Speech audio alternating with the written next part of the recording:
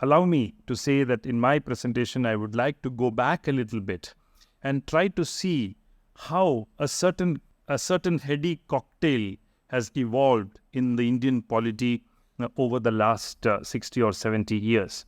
This cocktail that I refer to is the cocktail of Hindutva majoritarianism on the one hand, and a very different variety of neoliberal economics on the other. What you see today as part of the governmental policies or partly the nature of the state in India itself is that the idea of Hindutva cultural majoritarianism and a certain variety of free market neoliberal economic ideology are seen as fused with each other. They are not anymore separate. They are actually fused with each other. And I would like to go back and see how this sort of convergence has emerged over the last 60 or 70 years. Now, if you see this combination of the two, if you look at fascistic regimes of the past in history, you do not see this convergence as explicitly as possible. You see these two as separate entities, so to say, in the way polities have evolved. A revivalist party is generally supposed to be conservative in its economic program. After all, fascism of the 20th century is not historically associated with free markets as we know it today. If you look at the post-depression Italian economy under Mussolini, it had elements of autarky. If you look at pre-war German economy under Hitler, it was marked by a strong dose of what we today call as Keynesianism, though of a different variety. If you look at Spain, Franco's Spain, it was marked by a certain national syndicalism, which was closer to the Italian model of Mussolini than anything else on the free market sense. But in contrast, what the kind of government that Narendra Modi appears to lead in India is marked by a certain different form of free market neoliberalism. And that's something that I would like to speak about today, and how that contrast appears to have emerged and evolved in the Indian context. Now, this is something that has developed, in my view, over a series of consensus building within the so-called Sangh Parivar, as well as a certain way in which they have tried to reconcile the internal conflicts of the different groups that we know today as Sangh Parivar. If you look at the writings of Golwalkar or Hedgewar, you will not see anything explicitly economic in those writings. They did not have any specific economic ideology that they followed or they preached or they wrote about or anything of that sort. The best that you would see in the writings of Hedgewar and Golwalkar is that they would say that a country's economic policy should generally be in sync with the spiritual values of the country. So there was a certain spiritual value that they saw in Indian history, which they saw should be aligned with the kind of economic policy that we follow. There isn't much that you will see other than this in Golwalkar or Hedgewar. The Janasangh was formed in the 1950s, early 1950s. You will see the Janasangh was actively opposed to land reform in many states of India. The activities of Janasangh were in alignment with the landlord classes in many states of India. They were actively opposed to planning. They did argue for a certain form of Swadeshi economics, which would help avoid reckless imitation, unnecessary dependence on foreign capital, and create within us a tendency for restraint and avoidance of conspicuous consumption. Right? This was what Janasangh would say, nothing more than this. This was the time when planning was being followed in India. They were opposed to planning, but they did not have an alternative to offer. They had an argument with Swadeshi, but they never explained to the world what that Swadeshi actually meant. They were opposed to the different land reform policies that we had, and they were also opposed to planning. So there was a certain ambiguity in that concept, which stayed. They lived with that ambiguity for a very long period of time. But in 1965, Deen Dayal Upadhyay, another of their ideologues, wrote a book called Integral Humanism, where he appears to have expanded the concept a little more. Now, in this book of Integral Humanism, Upadhyay basically rejects both capitalism and Marxism. He says that Marxism is something that denies individual freedoms, and capitalism is something that privileges profits over anything else. So we are opposed to both capitalism and Marxism. And like every other fascist party of the world, they said we are for a third way. We are neither right nor left, but we stand somewhere. They wouldn't say somewhere in between. They would say we are different. We follow something called the third way, which would be neither in alignment with capitalism, nor would it look like Marxism in any form. Class struggle would be anti-human for Upadhyay. He would say that class harmony is what would be in conformity with our spiritual history. In India, Nehruvian socialism, did not correspond to India's true cultural heritage. And that's how they put out the argument of the third way. They stand separate from the socialists and communists on the other hand, and Congress on the other. They argue for the idea of appropriate technology in a big way in that sense.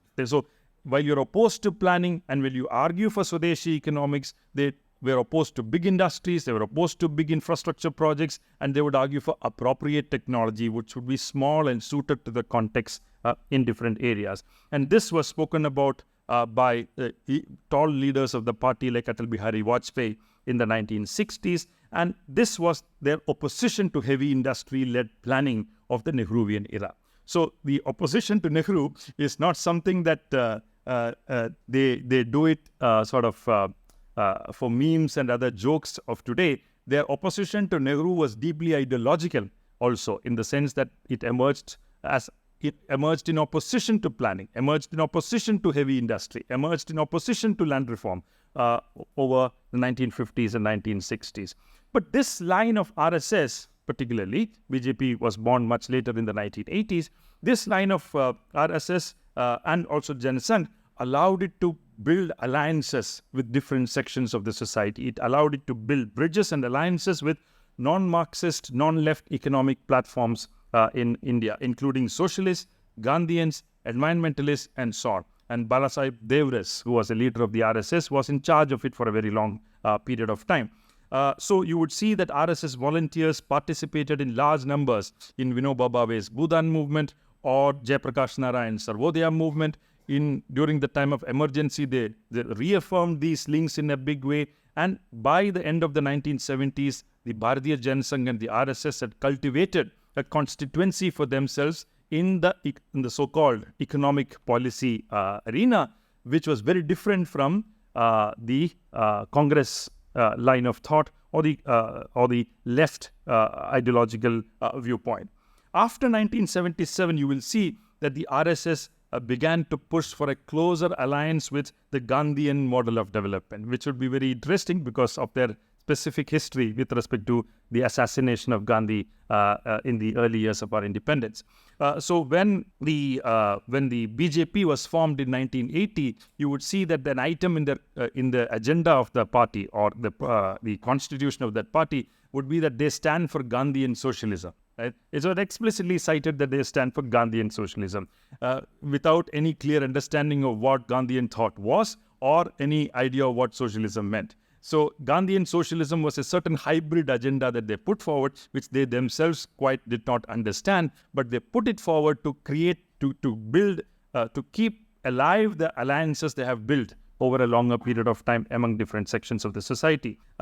Even the ideologues of the RSS don't believe in that term. Sopan Dasgupta recently called it the Gandhian socialism term in that BJP program. He called it a mysterious doctrine. He says, I don't know how that found a place where you find it.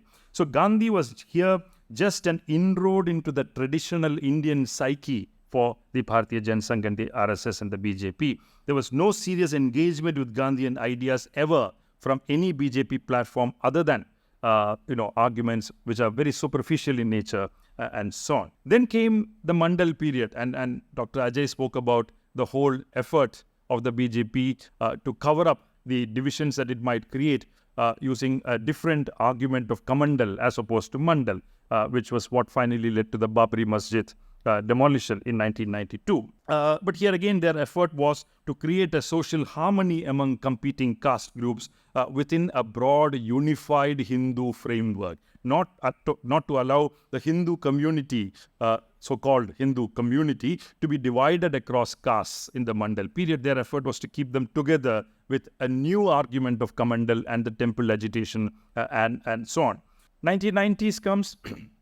This is the era of liberalization. The Berlin Wall fell, Soviet Union collapsed, the Congress Party in India under Manmohan Singh and Narasimha Rao abandoned economic planning and they embrace economic liberalization in a big way.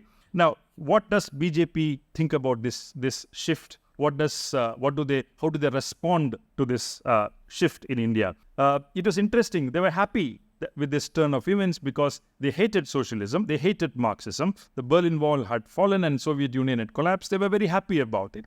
And the Nehru that they hated, who had initiated economic planning in India, the same Nehru's party appears to have dismantled or disowned the framework of planning with a new agenda of liberalization. So they were in some sense enthralled by this new turn of events in India in the 1990s, and BJP was actually welcoming the liberalization program of the Rao government in 1991, and it sort of was well in alignment with some of their earlier arguments with respect to their opposition to planning. They could now say, look, we were right. Planning was wrong. Planning was bad. Now, the same Nehru's party has now disowned planning and we have been proven to be right. But this sat uncomfortably with some of the traditional agendas of the Swadeshi plank of the RSS and the BJP.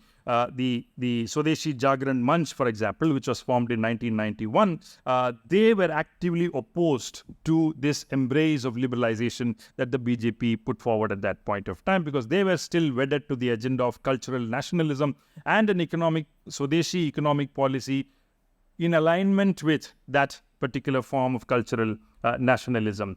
So in Swadeshi Jagran Manch, the BJP and RSS moved away from the Gandhian thoughts back to Golwalkar and Deen Dayal, and they started arguing for a certain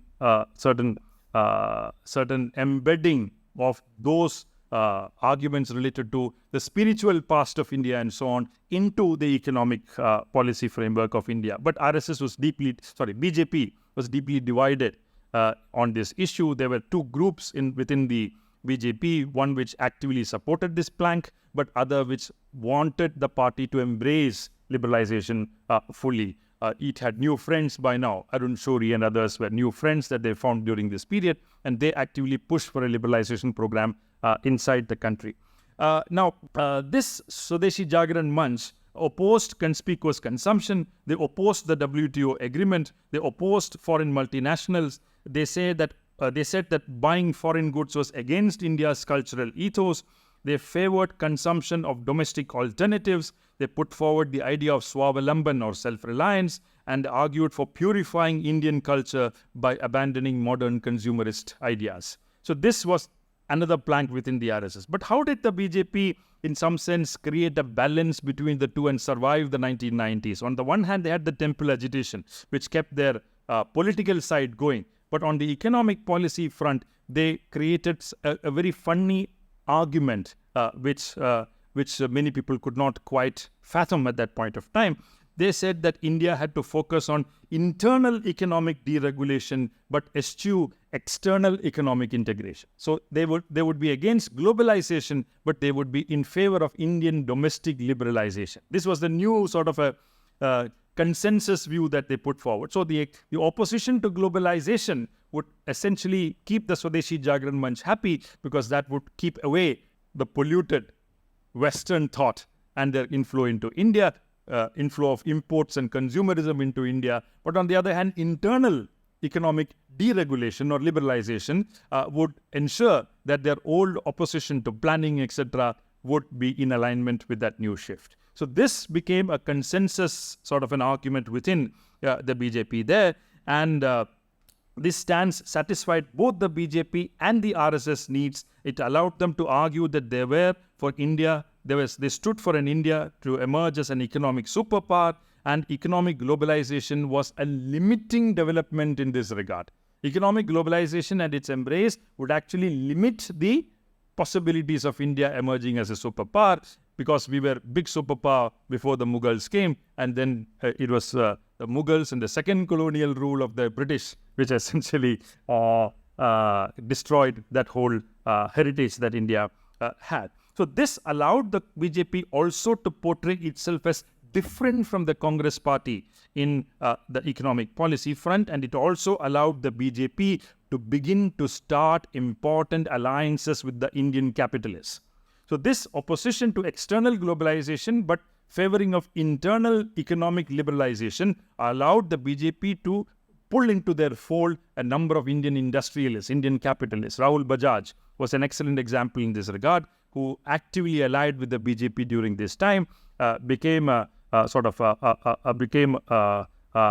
important proponent of this sort of a hybrid view of liberalization, where essentially these capitalists were trying to protect their turf from foreign competition in India, while at the same time benefiting from internal economic deregulation, which would finish off the informal sector, which would finish off or weaken their internal weaker competitors in the economy. That was so it sat comfortably with both the BJP on the one hand and Indian capitalists on the other. So they were not anti-big industry, they were only against foreign big industry. That became the new argument here. But then the 1998 Vajpayee government came, and you saw a full-scale embrace of economic liberalization under that government. It allowed foreign capital in insurance by passing the IRDA Act of 1999. It removed restrictions on imports in a range of products. It actively implemented disinvestment. L.K. Advani said at that point of time that no economic ideology should become a dogma for India, and it culminated, as you know, in the India Shining campaign of 2004 election. But the India Shining campaign spectacularly failed, because this argument, the superficiality of the argument was so visible for people. The agrarian crisis was growing during that time. Unemployment was growing, and all these created a situation whereby the BJP lost the elections in 2004. Now, during this time, arguments within the BJP arose, which basically said from the Swadeshi plank, look, we were right. The embrace of globalization and liberalization under Vajpayee was wrong. That is why the India Shining campaign failed in the elections and so on. Now, this led to different expectations in the Indian society. Some people thought that they will go further in embrace of liberalization. Others thought that they will retreat from liberalization and go into the Swadeshi plank. None of these two things happened, because by that time, a slow discovery was happening in the Indian state of Gujarat, whereby you are witnessing a certain hybrid model, a very innovative experimentation whereby you could converge Hindutva, majoritarianism on the one hand, and a powerful neoliberal ideology on the other. And that experimentation in Gujarat was becoming a success over a period of time. So this, I'm speaking about the coming to power of Narendra Modi in Gujarat as Chief Minister, inaugurated by the Gujarat riots of 2002, but also afterwards, his effort to position himself as the new Hindu Hriday Samrat of Indian Hindutva vote bank. That was an experimentation that was happening there. So here you saw a certain complex mixture of neoliberalism and Hindutva identity politics. So essentially, this was the time when liberalization had reduced public investment. Liberalization had allowed the center to say that, look, we are not investing in backward states anymore. We are not pushing public investment into industry and so on. It is up to states to attract private capital and create industrialization. Center is not the state is not going to intervene anymore in this era. So essentially, this inaugurated an era of competition across states. What was this competition? To attract private capital, to attract foreign capital. And what would capital be interested in? Capital would be interested in profits. Capital would be interested in exemptions. Capital would be interested in different forms of expropriation, possibilities and potentials of expropriation. Narendra Modi essentially opened the door of Gujarat. He used this opportunity and opened the door of Gujarat to private capital, Indian and foreign, and said, you come to Gujarat, you invest here and make as much money as you want. I'm I'm going to use this opportunity of competition across states to make Gujarat grow. And much later, the Singur Tata factory case and all came much later, but Modi was much ahead in terms of attracting investment into his states.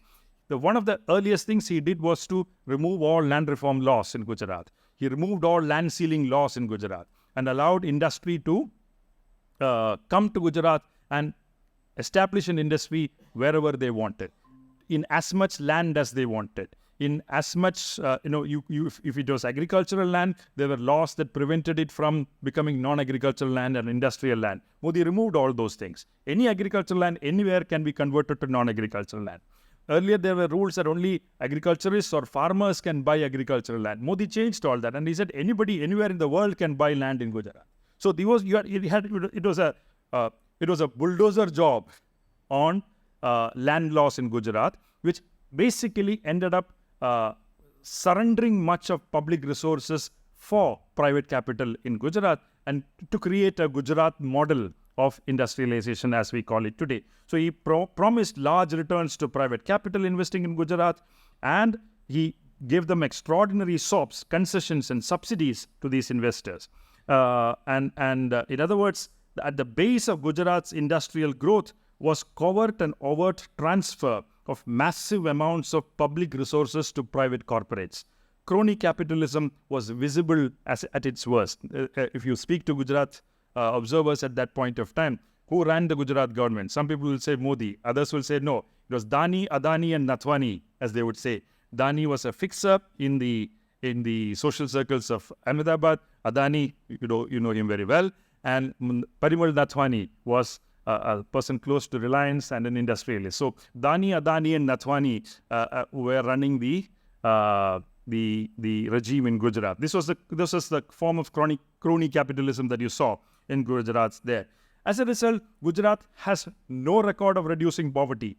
Gujarat has no record of increasing employment. Gujarat has no record of any improvement in social indicators. Their sex ratio, Gujarat's sex ratio in the last census that we have is 22 percentage points lower than the already low national average, right? If the national average, forget the numbers, if the national average for sex ratio is 932 or so, Gujarat was lower at about 915 or 920, lower than the national average. Okay? Take any indicator of social development that you want, Gujarat would be placed lower than the national average, right? So there was extraordinary appropriation of resources on the one hand by private hands, but on the other hand, none of this translated to actual gains or well-being for the people of Gujarat. So this was a very clear model of Gujarat economic development that you have.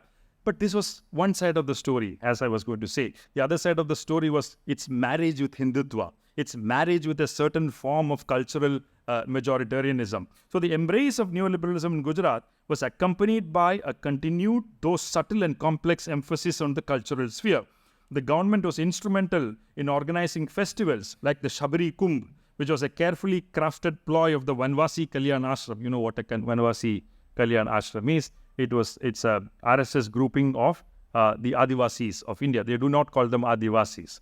They did not come Adi. They were not the Vasis in the Adi sense. The Vasis in the Adi sense were also Aryans. To prove that, the word itself has to be dismantled from the dictionary. So you call it Vanavasi, right? They were people from the jungle. The Shabari Kumbh, a carefully crafted ploy of the Vanvasi Kalyan Ashram of the RSS to draft Adivasis into the Hindu fold. Who led this movement on behalf of the Gujarat government? Morari Bapu, Asaram Bapu, who is in now jail for the rape of a female disciple, and a few Shankaracharyas with active assistance from the state government. The message of there was an organizer, you know what organizer, it's the mouthpiece of the RSS. They wrote an editorial in 2006 which said, we have a right to defend our religion and the civilizational continuity and give a call to our converted brethren to come back home, because home is where the heart is. Right? It was from this that the Ghar Wapsi movement was born. in the 2010s after the Narendra Modi government was sworn into power in Delhi. Similarly, Modi's vibrant Gujarat investor summits were also celebrations of Gujarati pride, defined as the cultural ethos of the dominant upper caste Hindus. These meets were always held during Diwali festivals. So Diwali celebrations and investor summits were sort of merged to create a sort of a hybrid of Hindutva and economic development on the other side. The debate around the Narmada Dam project was also interwoven with religious symbols. When a pipeline was laid from the Narmada to the Dangs, the Mahasangam of the Narmada and the mythical Saraswati River was celebrated by the State Irrigation Department, with more than 1,500 Brahmin priests participating in the puja along with Modi. You will see it again in January in Ayodhya, a similar caricaturization of what I'm narrating here. Now, this also sort of fused Hindutva politics with the state of Gujarat in multiple ways. So all these came together in different ways. And the point I'm trying to make is that in Gujarat, the RSS and the BJP found a new voice and a new language of politics. Unlike in the language of the Swadeshi Jagran Manch, neoliberalism and Hindutva could be woven together with ease under the Gujarat model. While the topics of interest to the RSS were taken care of, RSS wanted Vanvasi Kalyanashram's promotion, Diwali being celebrated as a national festival and so on. They were happy because he allowed all those privileges to those organizations. These could very well be also the very pillars on which neoliberalism could be erected as public policy. So that fusing was very important. He was innovative in creating that fusion. From the devaluation of the material world in classical Swadeshi literature, because Swadeshi Jagran Manch always was non-materialist, at least in its ideological sense, against conspicuous consumption, against Western consumerism and so on. But under Modi, on the other hand, Gujarat propelled the Sangh Parivar into what Modi said in 2003 at a summit of investors: if you plant a rupee in the Gujarati soil, you will get $1 in return. Right? So from an opposition to materialism, you had a complete embrace of crass profiteering by private capital, Indian and foreign, in the Gujarat model. Now, this, I come to the end of my last part of the presentation. So, what does this heady cocktail, as I said earlier, of Hindutva and neoliberalism have to offer for the poorest of India? Almost nothing, because this very cocktail, neoliberalism and the market-led economic policy, which is exclusive in sense for the largest section of the poor, the Dalits, the Adivasis, Muslims, women in India. On the other hand, you have a Hindutva ideology which seeks to create a unified Hindu community through the Ghar Wapsi and other things. So how does an exclusive economic policy sit comfortably with an inclusive cultural slogan? And this is something that Dr. Ajay was worrying about in his presentation, and this whole appropriation of slogans, appropriation of icons, appropriation of movements, etc. You look at the BJP's electoral campaign in different states. They go and pick up an obscure character in history. That obscure character, nobody has heard of that obscure character. Some Swami, some this thing, but they will play up that guy. Amit Shah will go and inaugurate a convention in memory of that person. Of course, he may have had a role in history, but it would have been a very minor role, and a role which is identified with a certain identity, which is found now to be politically or electorally useful for the BJP to commit a harakiri in the opposition strategy, right? That is essentially the strategy that you follow. So you are shameless in your use of icons. You appropriate Shivaji, who is generally known as a secular leader of Maharashtra. You appropriate Ambedkar, right?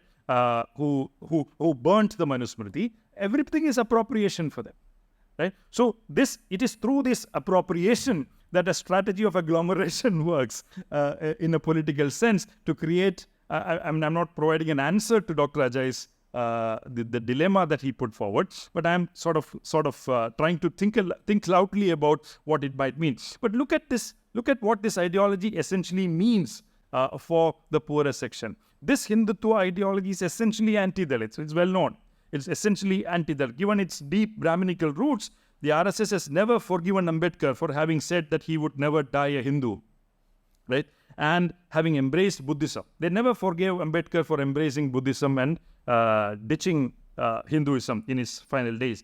Ambedkar's burning of the Manusmriti was one of the most powerful attacks in history on Hinduism's caste hierarchy and inequalities. Thus, the RSS could never reconcile with the arguments in Ambedkar's book, for example, The Annihilation of Caste, which he wrote, and which is why the RSS and BJP tried to appropriate Ambedkar in ways other than through his studies of Hinduism. It is not for annihilation of caste that Ambedkar is celebrated by the RSS, but for writing the Constitution, right? Now, Constitution building they can live with. They will do some amendments and do what they want, but they would appropriate Ambedkar through his role in writing the Constitution, but completely ignore his revolutionary acts, so to say, in coming out of Hinduism and its caste Hindu framework and embracing Buddhism.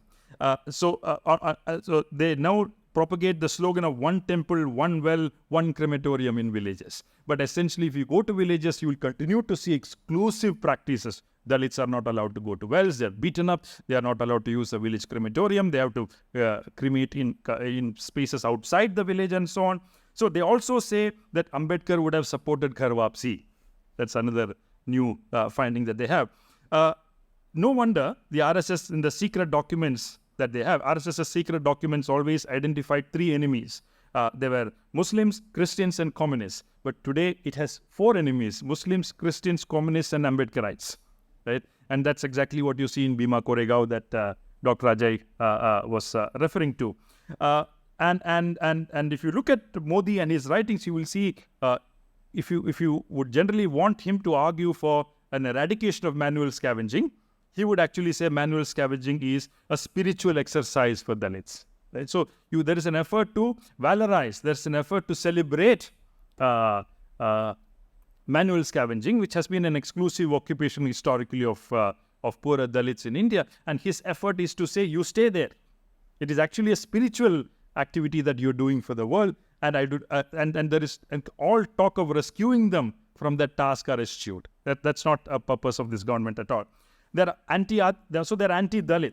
They're anti-Adivasi because the Sangh Parivar has never recognized the Adivasis as part of the Hindu society. Adivasis have historically not considered themselves as part of the Hindu society. The recasting of Adivasis as Vanavasis is their integral part of their political program.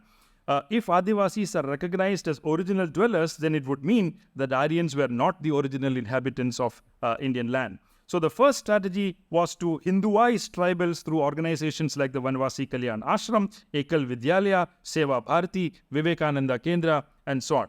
This is to be done by generating awareness about their ancestral Hindu fold and to guard them against anti-social and anti-national elements. So all these form a second part of their strategy. They're also thoroughly anti-women in their agenda. The Sangh Parivar has never hidden its faith in the Manusmriti. Savarkar hailed Manusmriti as a sacred text, while Golwalkar celebrated Manu as the first lawgiver of mankind. Remember, this was the time that Ambedkar was burning the Manusmriti on the other side. Savarkar was saying this while Ambedkar was burning the Manusmriti. The male wing of the RSS is called the Rashtriya Swayamsevak Sangh, while its female wing is called Rashtriya Sevika Samiti. So they keep men and women separate in two organizations. There is no female membership in the RSS. All women have to take membership in another organization, which is called the Rashtriya Sevika Samiti. And I looked at a pamphlet of the Rashtriya Sevika Samiti, which is also RSS, by the way. So you cannot say RSS does not have women, both are RSS. A pamphlet says, due to Western impact, women were struggling for equal rights and economic freedom. There was every risk of women becoming non-committed to love, sacrifice, and service. This unnatural change in women might have led to the disintegration of family as the primary and most important unit of imparting good sanskars in our society. Golwalkar himself identified rearing children according to the Hindu way as the central role that Hindu women had to play in the Hindu Rashtra that they envisaged. When Roop Kanwar committed sati in 1980s, BJP leader Vijayaraja Scindia, the grandmother of President Scindia, Jyotiraditya's grandmother, they took out a demonstration outside the parliament saying that sati was a glorious tradition of Hindu women and hence has to be protected from any kind of state intervention. Remember Sabrimala? They said the same thing when Sabrimala verdict came also. They're also anti-science, completely opposed to reason of any forms. So essentially they have an obscurantist and anti-scientific worldview that mistakes rituals and myths as science. And the well-known statements of Dr. Shaji Varki has taken the mic to remind me that my time is off, but I will not allow him to speak, and by saying that I will end soon, right? So this sort of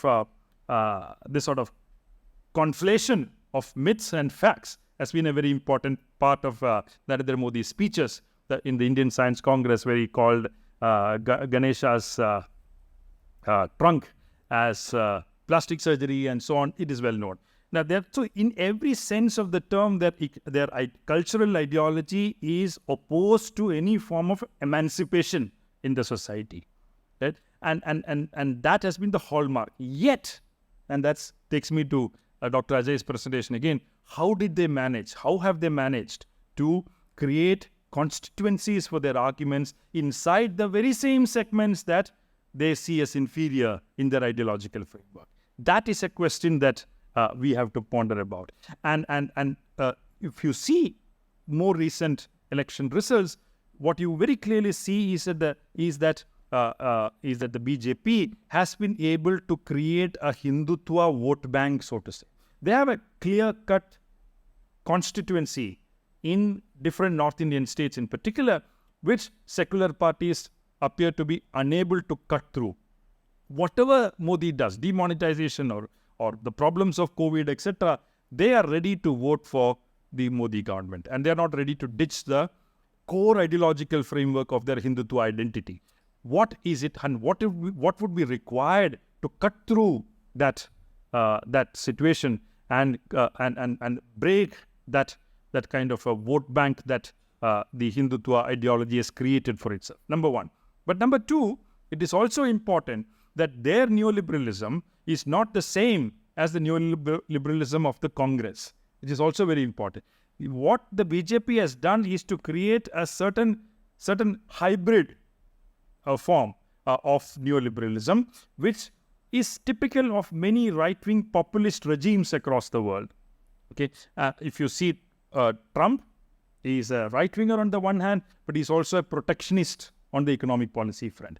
So you see the BJP not signing the RCEP. You see the BJP arguing for an Atmanirbhar Bharat or self-reliance, which was Nehru's slogan, whom they don't like. Yet they have appropriated self-reliance also through the Atmanirbhar program, and they have a policy which is more guarded now in terms of disinvestment, etc. So it is not the classic neoliberalism that you see under Manmohan Singh regimes and so on. It is a different kind of neoliberalism. But the point is, when combined with Hindutva cultural nationalist slogans on the other, it creates an exclusionism on a mass scale, which is extremely dangerous and diminishing for the value of democracy itself. How to confront it, how to overcome it, is a problem that we all have to probably sit together and discuss at another time, not now. Thank you very much.